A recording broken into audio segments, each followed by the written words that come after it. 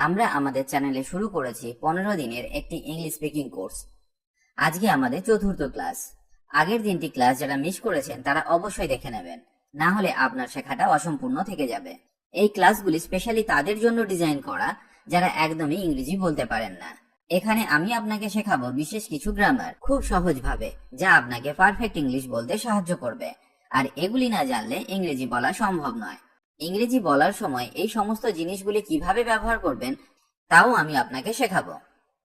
এই কোর্সটি কমপ্লিট করলে আপনার ইংরেজি গ্রামার অনেক স্ট্রং হয়ে যাবে। তার সাথে আপনি শিখবেন বাছাই করা ভোকাবুলারি, যা আপনাকে দ্রুত ইংরেজি বলতে সাহায্য করবে। তার সাথে আপনি শিখবেন সেন্টেন্স স্ট্রাকচার, যা আপনাকে সঠিক বাক্য গঠনে সাহায্য করবে। এই 15 দিনে আমরা অনেক কিছু কভার করার চেষ্টা করব, বিশেষ করে যেগুলি ইংরেজি বলতে গেলে কাজে লাগে। যাই হোক, আজকে আমরা শিখব মডেল ভার্ব, কারণ এদের ছাড়া ইংরেজি বলা প্রায় অসম্ভব, তাই শিখতেই হবে। আজকে আমি এদের ব্যবহার খুব সহজে শিখিয়ে দেব। আশা করি আজকের পর আর আপনাদের এদের ব্যবহার করতে ভুল হবে না। ভিডিওটি অবশ্যই শেষ পর্যন্ত দেখবেন। উইল। বাংলা বাক্যের শেষে সাধারণত ব, বে, বেন ইত্যাদি যুক্ত থাকে। ফর এক্সাম্পল, আমি করব, আই উইল, বা আমরা বলতে পারি আই শ্যাল। স্পোকেন ইংলিশে শ্যালের ব্যবহার আর সেভাবে করা হয় না, তাই ইংরেজি বলার সময় আমরা বেশিরভাগ ক্ষেত্রেই আই উইল কে ব্যবহার করব। তুমি করবে, ইউ উইল। সে করবে, হি উইল। তারা করবে, দে উইল। আপনি করবেন, ইউ উইল। সে পড়বে, he will read, he will read. আমি অফিসে যাব, I will go to the office. Would. সন্দেহ বা সম্ভাবনা অর্থে উডকে ব্যবহার করা হয়। ভবিষ্যতের কোনো কাজকে আমরা বর্তমানে বলছি, এই রকম ক্ষেত্রে আমরা উডকে ব্যবহার করে থাকি। যেমন, সে পরীক্ষায় পাশ করবে, he would pass the exam, he would pass the exam. আজ বৃষ্টি হবে, it would rain today, it would rain today. এখানে আমি বলতে পারতাম it will rain today, it will rain today. মানে উডের জায়গায় আমি উইলকে ব্যবহার করতে পারতাম, কিন্তু উইল আর উডের মধ্যে একটা পার্থক্য আছে, সেটা আপনার জানা উচিত। না হলে সব সময় মনের মধ্যে প্রশ্নটা ঘুরপাক খাবে। তাছাড়া এটা না জানলে আপনি এদেরকে কনফিডেন্টলি ব্যবহার করতে পারবেন না। তাহলে চলুন জেনে নিই। উইল এবং উড হলো মডেল ভার্ব। উডকে আমরা পাস্ট টেন্সে ব্যবহার করতে পারি, কিন্তু উইলকে ব্যবহার করতে পারি না। এটাই হলো এদের মেন পার্থক্য। ভবিষ্যতের কথা বলতে আমরা উইলকে সব জায়গায় ব্যবহার করতে পারি, কিন্তু উডকে করা যায় না। অনেক সময় সেখানে কিছু কন্ডিশন থেকে থাকে, বা আমরা যখন কোনো কিছু কল্পনা করে বলি তখন আমরা উডকে ব্যবহার করতে পারি। একটি উদাহরণ দিলে বিষয়টা আপনার কাছে পুরোপুরিভাবে পরিষ্কার হয়ে যাবে। যেমন, আকাশে মেঘ হয়েছে, সেটা দেখে আমি বললাম আজকে বৃষ্টি হবে। তো এর ইংরেজি হবে it will rain today, it will rain today. মানে আজকে বৃষ্টি হবে। আবার আমি বাড়িতে বসে আছি, আমার কল্পনা কালকে বৃষ্টি হবে। এর ইংরেজি হবে it would rain tomorrow, it would rain tomorrow. যখন আমরা কোনো কল্পনা বা ইমাজিনেশন থেকে কিছু বলবো ভবিষ্যতের ঘটনা, তখন আমরা উডকে ব্যবহার করতে পারি। আশা করি আমি আপনাকে এই পয়েন্টটা বোঝাতে পেরেছি। তাছাড়া মোর পোলাইট অর্থে আমরা উইলের বদলে উডকে ব্যবহার করতে পারি। যেমন, তুমি কি জুস পান করতে চাও? Would you like some juice, would you like some juice. এখানে আমরা উইলকে ব্যবহার করতে পারতাম, কিন্তু সেটা পোলাইট হতো না। যেমন, তুমি কি জুস পান করতে চাও? Will you like some juice, will you like some juice. তো এইসব ক্ষেত্রে আমরা উইলের বদলে উডকেই বেশি করে ব্যবহার করব। বাংলা অর্থ এক হলেও ইংরেজিতে এর গুরুত্ব অনেক। বাংলায় যেমন আমরা কাউকে তুই বলি, আবার কাউকে তুমি বলি বা আপনি বলি, সেখানে সম্মানের একটা ব্যাপার থাকে। ঠিক তেমনি ইংরেজিতেও এই ছোট ছোট জিনিসগুলি শিখে রাখলে আপনার ইংরেজি অনেক বেটার হয়ে যাবে।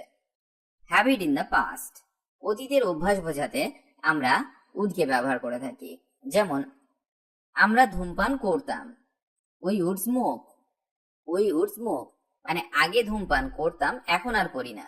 এই ধরনের সিচুয়েশন হলে আপনি উডকে ব্যবহার করতে পারেন। তাহলে আমরা শিখলাম অতীতের অভ্যাস বোঝাতে আমরা উডকে ব্যবহার করতে পারি।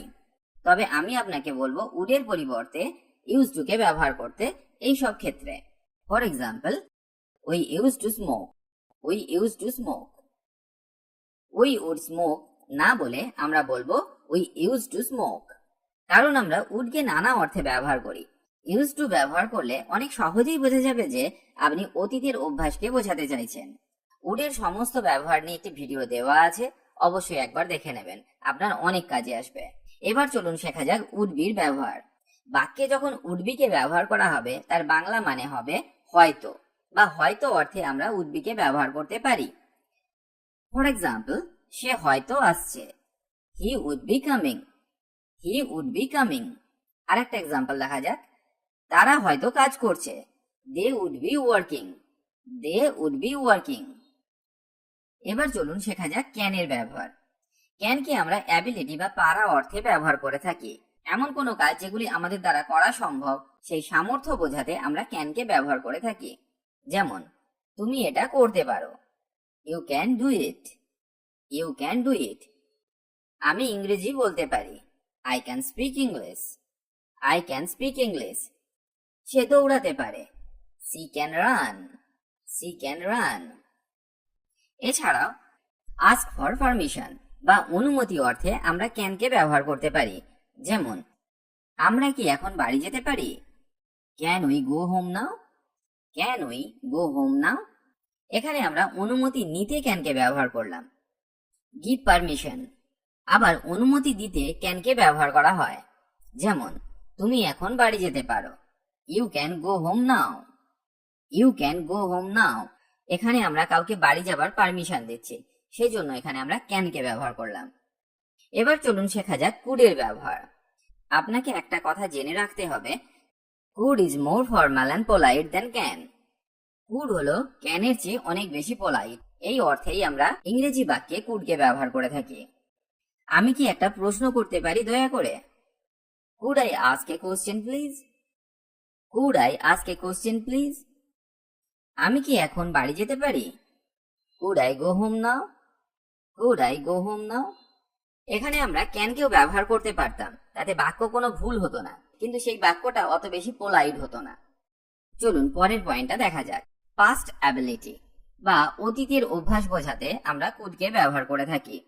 ফর এক্সাম্পল, তিনি 10 বছর বয়সে ভালো সাঁতার কাটতে পারতেন, মানে যখন তার বয়স 10 বছর ছিল তখন সে ভালো সাঁতার কাটতে পারত।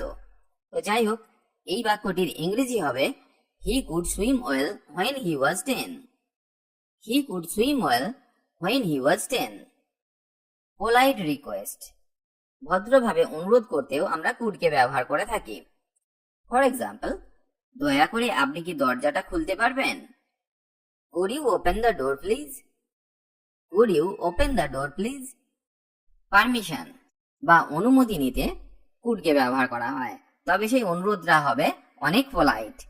তুমি কি দরজাটা খুলবে, could you open the door, could you open the door. এবার চলুন শিখি কুড বি এর ব্যবহার। বাংলা বাক্যে সাধারণত হতে পারত, হতে পারে, এইসব অর্থে আমরা কুড বি কে ব্যবহার করে থাকি। তবে যখন বাংলা বাক্যের মানে হতে পারে বা পসিবিলিটি বোঝাবে তখন আমরা কুড বি কে ব্যবহার করি। ফর এক্সাম্পল, সে বাড়িতে থাকতে পারে, he could be in the house, he could be in the house. এটা একটা সম্ভাবনা যে সে থাকতে পারে। এবার চলুন শেখা যাক মেয়ের ব্যবহার। একে ব্যবহার করা হয় পসিবিলিটি, পারমিশন, রিকোয়েস্ট অর্থে। যেমন, সে যেতে পারে, হি মে গো, হি মে গো। এটা একটা পসিবিলিটি, সে যেতেও পারে আবার নাও পারে। আমাদের দেরি হতে পারে, we may be late, we may be late. আমি কি আসতে পারি, may I come in, may I come in. এটা একটা রিকোয়েস্ট। মাইট, অপেক্ষাকৃত অনেক কম সম্ভাবনা অর্থে মাইটকে ব্যবহার করা হয়। যেমন, বৃষ্টি হতে পারে, ইট মে রেন, এটা আমরা বলতে পারি। কিন্তু যদি বলি ইট মাইট রেন, তখন বৃষ্টি হওয়ার সম্ভাবনাটা অনেক কম বোঝাবে। সে আসতে পারে, সি মাইট কাম, এখানেও তার আসার সম্ভাবনাটা অনেক কম। তাহলে আমাদেরকে মনে রাখতে হবে অপেক্ষাকৃত অনেক কম সম্ভাবনা অর্থে আমরা মাইটকে ব্যবহার করে থাকি। মাস্ট, মাস্ট মানে অবশ্যই, সে অবশ্যই যাবে, he must go, he must go. আমি তাদের অবশ্যই সাহায্য করব, I must help them, I must help them. তাহলে আমরা শিখলাম অবশ্যই করতে হবে এরকম কিছু বোঝালে আমরা বাক্যে মাস্টকে ব্যবহার করব। শুড। শুডকে উচিত বা উপদেশ অর্থে ব্যবহার করা হয়ে থাকে, যেমন তার তাড়াতাড়ি ঘুম থেকে ওঠা উচিত। He should wake up early. He should wake up early. আমাদের ভদ্র হওয়া উচিত। We should be polite. We should be polite. তাদের কঠোর পরিশ্রম করা উচিত। They should work hard. They should work hard. এবার শিখব শুড বি এর ব্যবহার। বাংলা বাক্যে হওয়া উচিত অর্থে আমরা শুড বি কে ব্যবহার করে থাকি, যেমন তার দয়ালু হওয়া উচিত। He should be kind. He should be kind. Shall.